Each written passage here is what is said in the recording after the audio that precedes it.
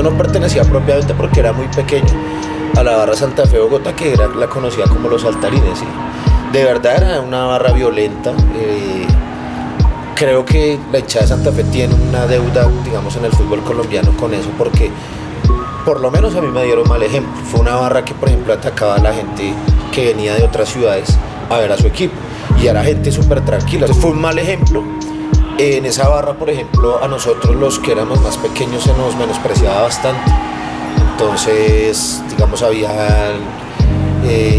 bromas muy pesadas, exclusión. Entonces eso hizo que los que eran más jóvenes, un rango de 15, 17 años, quisieran hacer una barra diferente, y esa fue La Guardia. Esto es Entre Barras, una serie de podcasts donde se cuentan las historias de vida de personas apasionadas al fútbol en Colombia, de cómo es y ha sido el proceso social y cultural que implica pertenecer a una barra popular, y cómo la tribuna ha construido la historia de los de abajo. Los episodios de esta segunda temporada fueron grabados en diferentes ciudades de Colombia. Pretendemos con esto ampliar las visiones que ayudan a comprender el fenómeno del barrismo en nuestro país. Menciona Ignacio Pato en su libro Grada Popular: ellos y ellas mantienen viva la llama del que siempre fue el juego de la gente. No hay otro más popular y universal que haya acompañado tanto el devenir reciente del ser humano. El fútbol es el único lugar en el que es posible abrazarte a un desconocido. Los ritos, aspiraciones, celebraciones, reverses y colores de un equipo pueden hablarnos de un lugar casi tanto como lo hace su arte y su gastronomía. En Santa Fe de Bogotá, la ciudad capital de Colombia, nace La Guardia Albirroja, una barra popular que acordó en los principios de la democracia el modelo para organizarse. Conozcamos inicialmente a Diego, el Piojo, en esta primera parte de este capítulo llamado Una Guardia contada a dos voces. Conversemos entre barras. Bienvenidos y bienvenidas a un nuevo programa y a un nuevo episodio de Entre Barras. Muchas gracias a todos los oyentes que están ahí. Inicialmente me presento, soy Melissa Olarte, produzco el programa y les presento a Juan Diego Acevedo, mi coproductor. Hola, ¿cómo están? Espero que se encuentre muy bien la audiencia. Soy Juan Diego Acevedo, uno de los productores y también de esta idea de Conversemos Entre Barras, y pues bueno, quiero que disfruten mucho este nuevo episodio. Y bueno, vamos a darle paso a nuestro invitado. Un teso de La Guardia Albirroja que sigue Independiente de Santa Fe, y qué mejor que él se presente. Melissa, compañeros, muchas gracias por la invitación. Sí, mi nombre es Diego González, conocido desde hace casi 30 años en el estadio con el alias de Piojo.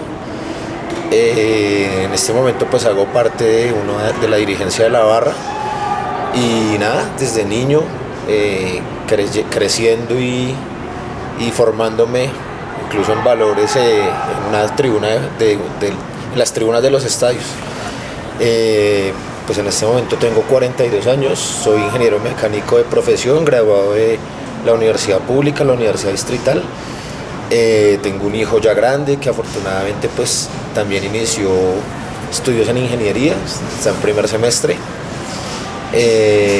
No, nada, digamos que ese es como mi síntesis como persona, pues fuera de las tribunas. Tengo mi trabajo, he trabajado para la empresa privada.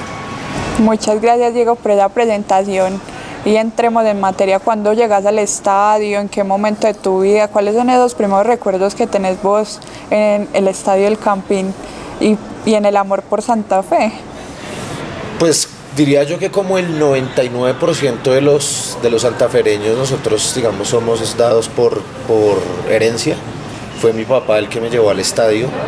Digamos que nosotros nacemos y crecemos como barra popular, y yo como hincha particularmente en momentos muy duros de la historia de Santa Fe, que es cuando la gente abandonaba el equipo, ¿sí? Era muy difícil renovar a la hinchada de Santa Fe, pues porque entre los años 80 y los años 90 Santa Fe no ganó nada. Fueron 37 años de completas infortunios deportivos. De pronto es como hincha del Medellín, lo puedes entender un poco, nuestro compañero no tanto, pero sucedió ese fenómeno sobre todo en Bogotá. Santa Fe fue un equipo histórico, tradicional y de una hinchada muy grande, que le competía a la hinchada de Millonarios hasta los años 70, digamos que ese era el clásico en Colombia. Y bueno, entramos en el infortunio de no ganar nada, y en esos años, digamos que mucha gente acá en Bogotá, eso coincidió con las grandes gestas deportivas de la América, de Nacional, a nivel internacional, y eso hizo que muchos hinchas migraran. Del 100% de padres santafereños, ahora la mitad que los hijos fueron de Nacional o de América. Eso pasó mucho en Bogotá, y bueno, yo fui uno de los que fue fuerte de carácter. Honré el tema familiar, mi abuelo también era santafereño, en la casa todos muy santafereños, y nada, como a finales de los 80 recuerdo mis primeras idas al Campín, una época muy difícil. Recuerdo por ejemplo cuando en el 89 se canceló el campeonato colombiano. En ese año Santa Fe gana un título de Copa Colombia. Y ya del 90 para acá tengo todos los recuerdos muy, muy frescos de ir cada 8 días religiosamente al estadio, pues que mi papá me llevara. Y bueno, ya el crecimiento de uno, que uno se empieza como a hacer un poco solo, a apartarse de él, porque ya uno empieza a meterse a las hinchadas. En ese momento era la barra Santa Fe de Bogotá, que era una barra que se hacía en Oriental, y yo fui como de esos pequeños, de los pequeñines que entró a esa barra, y de ahí me pusieron ese apodo, porque pues era una barra ya en ese momento pelados de 18, 20 años, borrachos, consumían marihuana, y yo en ese momento tendría 12 años. El piojito. Exacto. Entonces pasaba que ellos se metían a las cantinas, a los bares, y pues yo no entraba porque yo era el piojito, el pequeñito, lo que hoy dicen chinchecito. Y bueno, así fue como yo me fui criando en el estadio. O sea, que eres más piojo que Diego o más Diego que piojo. No lo sé, porque en mi casa todos me dicen así, o sea, no, para mí es como, soy Diego en el trabajo, y si alguien de la oficina ve esto, pues ahí conoce una parte de mí, o escucha este podcast, pues, porque no suelo no revolver esas vidas. Piojo, bueno, te voy a decir Piojo ya que estamos acá como en un diálogo más de confianza. Y me parece que te gusta también y te reconoces con el Piojo, ¿cierto? Entonces la idea que me pensaba era que también nos contaras un poco, ya que nos dices que fuiste con tus padres y que te volabas y todo, pero ¿cómo vivías la ciudad? ¿Qué sentías de la ciudad y que te llevó a ver el fútbol? Con los santafereños pasa un tema de mucha identificación con la ciudad, ¿sí? Digamos que para darle un contexto histórico a eso, y para hacer ciertas explicaciones de lo que sucede con la masificación de las hinchadas, sucedió que por ejemplo en la hinchada de Millonarios, pues es el patrón con el que, o es el parangón con el que uno se compara, pues porque es el otro equipo de la ciudad. Y pasaba que ellos tienen un fenómeno de que tenían hinchas en muchas partes de Colombia, y normalmente el hincha de Millonarios era ese que venía de ciudades externas o pueblos externos por temas de la violencia, de buscar un futuro económico. Y eso es muy normal. Con el santafereño pasa lo contrario, es mucho más del que es nacido en Bogotá, del que se identifica con estos cerros, con este frío, con Monserrate, con la comida bogotana, ¿sí? Entonces hay muchas cosas que de la cultura bogotana se atan a Santa Fe. De hecho, el nombre de la ciudad, Santa Fe de Bogotá, decía uno de los fundadores de Santa Fe que a Santa Fe de Bogotá le revivieron el nombre, fue por el equipo. De pronto puede tener razón. Y bueno, hay muchas cosas. Entonces eso a uno como santafereño lo hace más bogotano, digamos. Uno, digamos, yo por ejemplo, yo entiendo que ustedes tienen como ese sentir también regional por Antioquia sobre todo, ¿cierto? Entonces no sé si esté la pica esa de que qué equipo es más antioqueño, lo desconozco, porque pues sé que por ejemplo el verde se identifica mucho con las montañas de Antioquia, lo que dice el himno, etcétera. Los hinchas del Medellín hablan que ellos son como los antioqueños de verdad.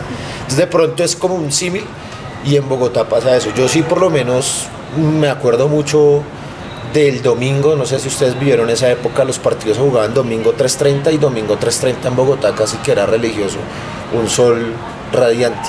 Y me acuerdo de salir del barrio Fátima, del Carmen con mi papá, 2:45, agarrar la buseta de tal ruta para llegar religiosamente al campín, y era un plan muy bogotano.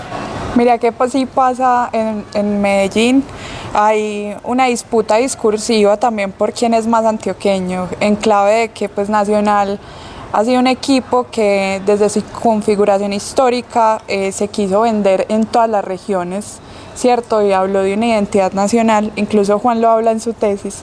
Y nosotros los hinchas del Medellín siempre decimos que los hinchas de Nacional son bogotanos, en términos del discurso, son para nosotros los hinchas de Nacional no son antioqueños. Mira que en Bogotá nosotros digamos, no nos gusta competir tanto con eso, porque nosotros evidentemente reconocemos y entendemos que Millonarios es un equipo de escala colombiana, nacional, ¿sí? De hecho ellos son orgullosos por eso. Y si tú ves, por ejemplo, la conformación de las barras de Millonarios, ellos intentan crear las filiales y tener las filiales en muchas partes de Colombia. En cambio, para que haya una filial en La Guardia y así sea un municipio cercano a Bogotá, es muy difícil, o sea, es muy complicado, es difícil, o sea, es muy raro que tú veas en el Campín, aunque hayan hinchas, por ejemplo, de Santa Fe en Bucaramanga o en Yopal, que yo conozco, muy difícil que tú veas esas banderas ahí puestas en el Campín, porque el santafereño sí tiene como esa prevención, como ese celo. Sé que suena mal, puede estar mal, pero como decir, no, es Bogotá y Santa Fe, Bogotá y eso. Profundizando un poco más, quisiera que nos contaras esos primeros momentos en La Guardia. Cuando sos consciente, yo soy barrista, hago parte de una barra y esta es mi construcción identitaria un poco. En mi caso no pasa tanto por identificarme como barrista, porque yo tuve la fortuna de vivir la época del nacimiento de La Guardia. O sea, para nosotros fue fundar la barra, que se masificara y nunca pensar que iba a haber, como tú dices, una identidad. O sea, que la gente se iba a vestir de determinada manera, que iba a escuchar determinado género musical. Sino, nosotros éramos el día a día de tener una barra. ¿Y entonces de dónde viene la idea de constituir una barra? ¿Para qué una barra? Bueno, sí, eso sí tiene una historia. Como te mencioné, nosotros pertenecíamos a la barra. Yo no pertenecía propiamente porque era muy pequeño, a la barra Santa Fe Bogotá, que la conocía como Los Saltarines, ¿sí? De verdad era una barra violenta. Creo que la hinchada de Santa Fe tiene una deuda, digamos, en el fútbol colombiano con eso, porque por lo menos a mí me dieron mal ejemplo. Fue una barra que, por ejemplo, atacaba a la gente que venía de otras ciudades a ver a su equipo, y era gente súper tranquila. O sea, yo me acuerdo que venía la gente de la danza del gol de Once Caldas y la atacaban. Venía gente, ya por esa época nace la barra Escándalo Verde de Nacional, y ya se armaban tropeles por eso, pero normalmente, por ejemplo, la barra del Escándalo Verde no estaba conformada por personas que apelaran a la violencia para defender a su nacional, ¿sí? Entonces, en eso sí la barra de Santa Fe. De hecho, por ejemplo, si tú, el nacimiento de la barra Blue Rain, por uno de sus fundadores, en una entrevista que da, creo que un programa en ESPN, dice que ellos nacen como respuesta para protegerse de los hinchas de Santa Fe que los atacaban, ¿sí? Entonces fue un mal ejemplo. En esa barra, por ejemplo, a nosotros los que éramos más pequeños se nos menospreciaba bastante. Entonces, digamos, había bromas muy pesadas, exclusión. Entonces eso hizo que los que eran más jóvenes, un rango de 15, 17 años, quisieran hacer una barra diferente, y esa fue La Guardia.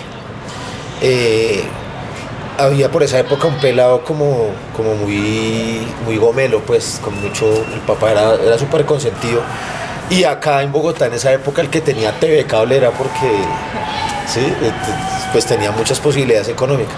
Ese era Camilo Plazas, que era hijo del director de Inravisión de esa época, y pues ellos eran muy santafereños e invitaban a su casa por allá en Santa Bárbara a ver los partidos por TV Cable, y ahí se veía el fútbol argentino. Entonces, digamos que ahí se empezó a ver que las hinchadas argentinas, obviamente, no es un secreto, pues nace como la copia, sí, y ahí se crea La Guardia como pues con un patrón de dos móviles. Uno, pues la copia de las hinchadas argentinas, tener una barra joven, renovada, y dos, aprovechando pues el momento para apartarse de los saltarines. Estábamos en Oriental General y nos vamos para Sur, a hacernos detrás del arco como una barra popular. Nunca fui consciente ahí de que nosotros vamos a ser barristas y que en 20 años esto se iba a convertir en una organización social, no. Era el día a día, hagamos una rifa, vendamos sándwiches en el estadio, hagamos los tirantes, compremos rollos para una salida, algo muy orgánico. No pensamos que eso se iba a volver una identidad. Piojo, eso es muy interesante porque uno hay veces en Medellín trata también de entender cómo se forman las barras y uno va encontrando similitudes, otros dicen no, pero entonces no queríamos ser Argentina, nuestra propia identidad. Esto es Medellín, y entender cómo va desde Bogotá y que incluso se pueden articular en momentos. Y después de ese inicio que nos cuentes de cómo se pensaban, de solo alentar y terminar en una barra y luego ser una barra muy social, hoy en día, ¿cómo se piensa esa guardia del siglo XXI? ¿Qué se piensa de la hinchada de Santa Fe? No, ahí sí, lo que hablábamos, Melissa, ahorita en el trayecto, pues uno encuentra que al final de cuentas a las barras, a todas las barras, sea el color que sea, pues llegan pelados muy similares, o sea, con unos niveles educativos similares, unas falencias en acceso a ciertas cosas, ¿sí? Todo lo que le pasa a la sociedad colombiana, ¿sí?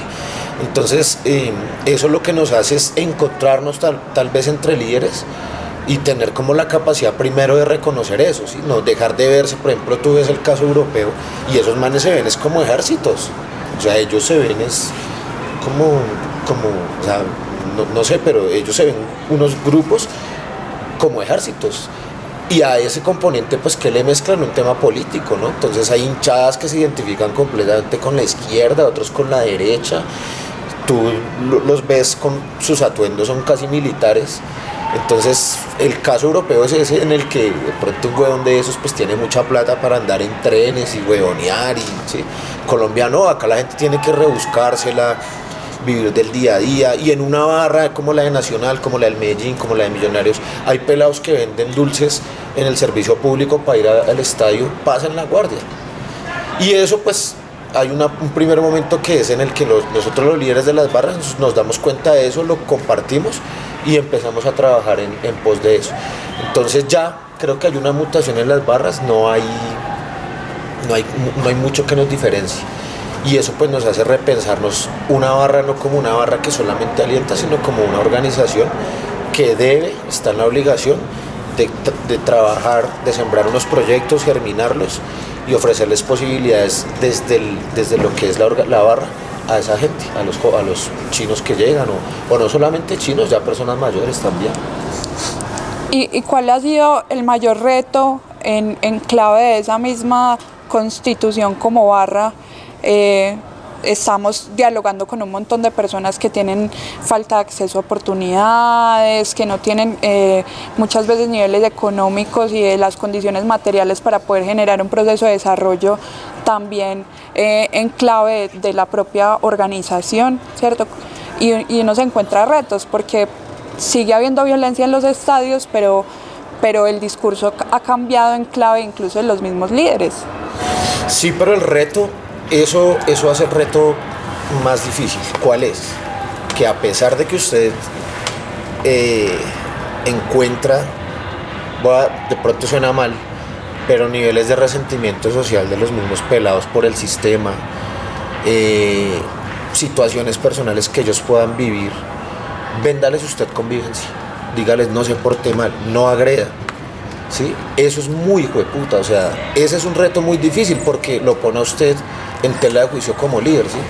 Yo di mal ejemplo, ¿sí? Yo di mucho mal ejemplo, muchos en el estadio saben, pero usted hacía y deshacía, y ahora si viene a pontificar sobre lo que no debiera hacer. Bueno, entonces uno dice, listo, por lo mismo y tanto quiero hacerlo, pero entonces usted no puede vender convivencia, discursos de paz en medio de una necesidad social tan compleja, ¿no? Entonces el reto pues es muy difícil, hacer que los pelados entiendan, además que pues No sé por qué el ser humano está bueno para sus estudios, de pronto ya lo saben. No sé por qué el ser humano tiene como cierta seducción, como por pues la adrenalina que puede generar las peleas, la violencia, el tráfico de drogas, de armas, ¿sí? No sé. Y eso pues es un discurso mucho más fácil de vender que el de, marica, no se va a poner a llevar armas, a romper buses, a atacar. Es muy complicado. Incluso hay esos estudios, son los estudios también de las subjetividades. Nosotros, por lo menos yo me he acercado un poco para poder entender la constitución de la barra popular, porque la barra popular, lo que estoy tratando de entender en mis estudios en Medellín y con el ejemplo de la resistencia norte o con los casos de la resistencia norte y los del sur, es que finalmente hay una construcción de subjetividades que se encuentran en lo popular.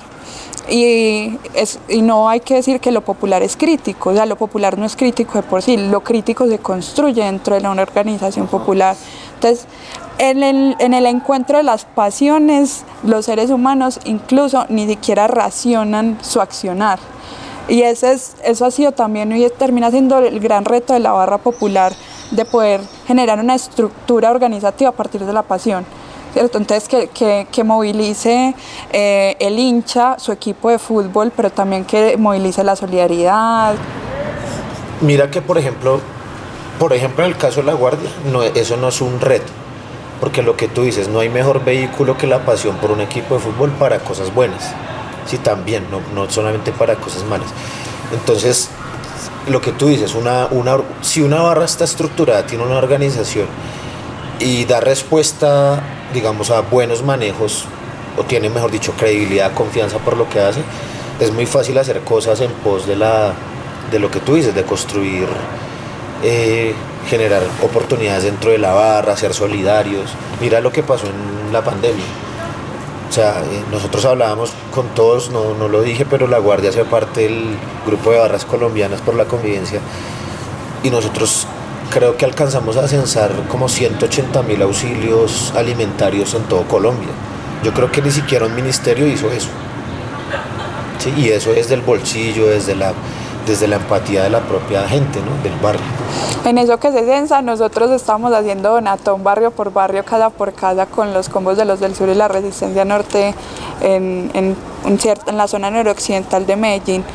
Y sí, efectivamente esa pasión moviliza y permite hacer un montón de cosas buenas, y también pasa como lo que nos pasó para el contexto ayer, un enfrentamiento entre hinchadas del Junior y de Nacional no permite racionalizar el hecho de un acto violento o de pues como una confrontación o querer agredir al otro.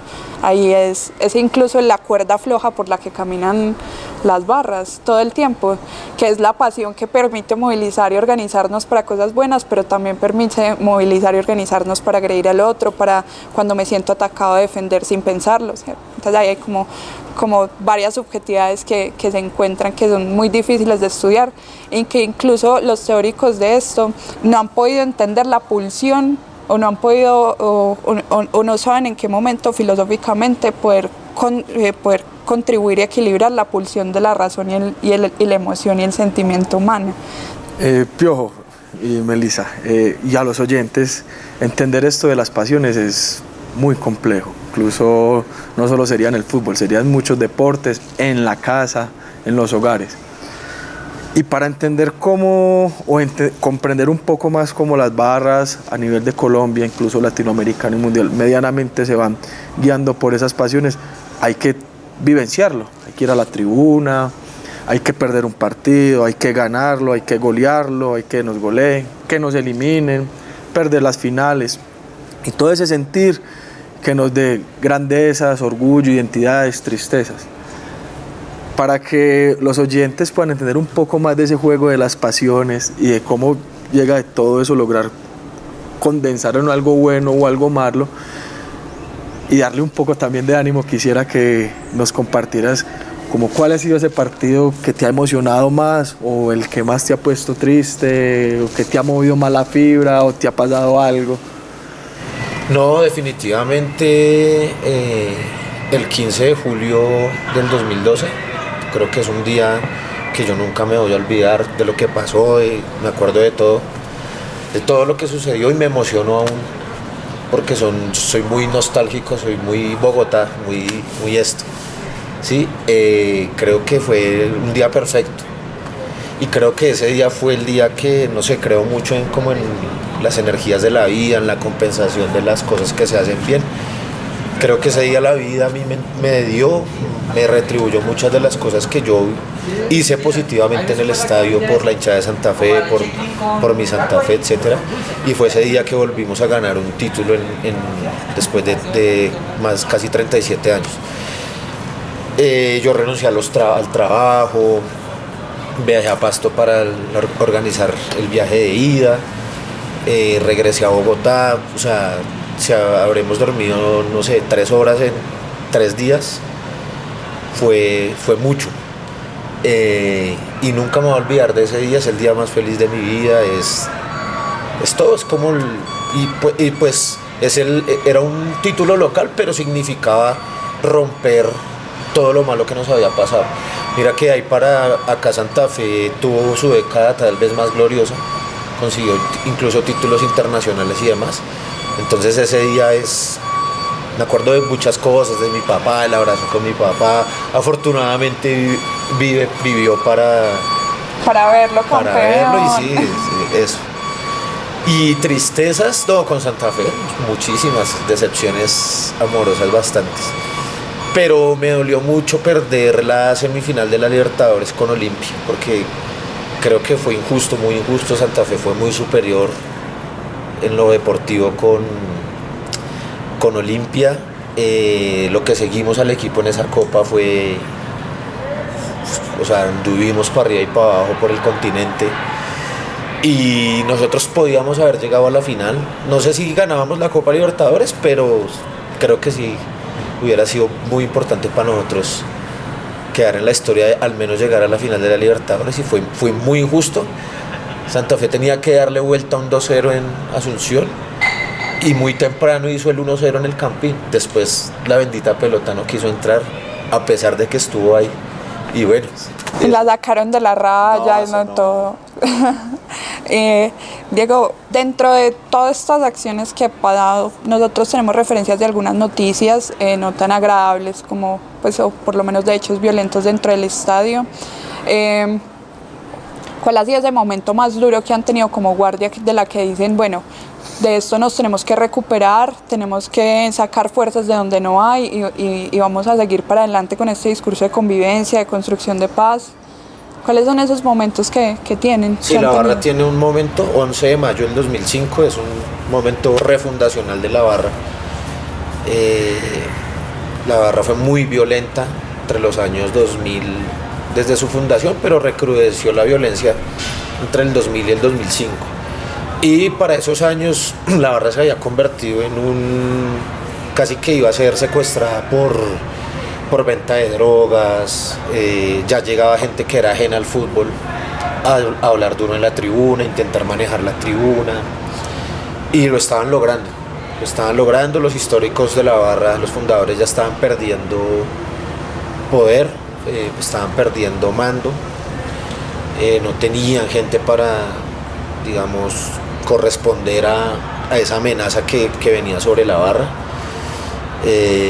Ya, o sea, entrar a la tribuna sur era muy complicado, y todo estalla en ese partido, ese 11 de mayo, que fue un partido con el América. Perdimos 5-2 y ese día sucedió de todo en el Campín.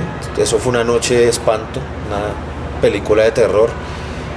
Los hinchas de América asesinaron a un pelado de la barra en la tribuna oriental.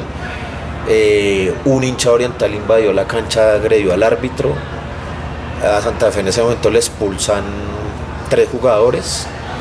El partido estaba 5-2 y faltaban 20 minutos. Lo que hace la guardia es invadir la cancha para evitar una goleada peor. Y en medio de todo eso estalla la pelea entre ese grupo que quería controlar la tribuna y la gente que queríamos defender, pues lo que quedaba de la guardia, ¿sí? Que es Santa Fe, o sea, el amor por Santa Fe. Y eso, bueno, costó muchas lágrimas, mucho dolor, compañeros presos, pagaron muchos años de condena, costó puestos de trabajo de muchos de nosotros, un señalamiento social, eso fue... Y a partir de ese momento como que la barra dice tal cual tus palabras. Necesitamos reponernos, refundarnos, repensarnos una manera de administrar la barra y nace un modelo que no sé si ustedes lo conozcan, pero fue el tema de elegir dirigencias democráticamente y el ejercicio se hace cada año para evitar precisamente divisiones en la barra, pugnas por poder. Suena ridículo porque incluso hinchadas de otros países me lo preguntan, porque eso es como así que ustedes cada año se sientan y eligen quiénes son sus líderes y no es el que más cuchillo da, el que más duro habla, el que más en la camioneta más grande llega, ¿no? Se hace así, como un modelo democrático y fue como empezar a enseñar, no sé si ustedes les dieron esas clases de democracia en el colegio, pues marica, era muy loco enseñarles a los pelados cómo funciona, porque al final de cuentas La Guardia es un micropaís, tiene un microgobierno, tiene unos microcongresistas, etc. Entonces, es una organización social, una estructura social que se organiza, que finalmente se piensa acciones conjuntas, pues genera códigos que terminan siendo un código de ética y de valores, principios. Tú no sabes, en noviembre, desde diciembre empieza época electoral en Navarra. Y entonces aparecen los que prometen, pues hay propuestas de como me voy a robar el frente de los del sur, entonces la propuesta demagógica. Pero la pues, populista. sí, o sea, en serio, pasa como es un reflejo del país allá, o sea, obviamente hay personas que traen otras propuestas, como por ejemplo la veeduría fiscal, las finanzas de la barra, los activos que tiene la barra, cómo se pueden manejar de otro modo. Es muy interesante el ejercicio porque pasa lo que pasa en el país. Después de que se incentive al diálogo, a que la gente opine, pueda elegir, eso es fundamental para que Colombia y la sociedad en general pueda transformarse. No va a decir que se erradican las violencias, los odios, pero sí, desde que usted lo escuche al otro puede decidir y decidir si quiere estar mal o no quiere estar mal, o quiere estar bien o no quiere estar bien. Eso es un gran paso que incluso si lo miráramos a nivel nacional, de políticas y todo, en muchos lugares no se da. O le imponen ya al candidato y queda tal persona. Exactamente. Entonces eso es una proeza que hay que resaltarla, que le apostaron a la democracia, al diálogo y a no volver a caer en esas cosas del pasado de creerse entre, como lo llaman mal, terroristas, vándalos, de captar, sino que en realidad de pensarse de que son actores sociales, políticos y que con sus acciones pueden transformar la vida de otra persona, incluso de la misma ciudad. Entonces eso es un gran ejercicio, como usted lo dijo, que del colegio nos enseñaban a cómo votar y todo, que no lo aplicamos, pero que ustedes lo están replicando desde su organización como barrio, que se piensa en una ciudad, hasta incluso cómo replicarlo a nivel país.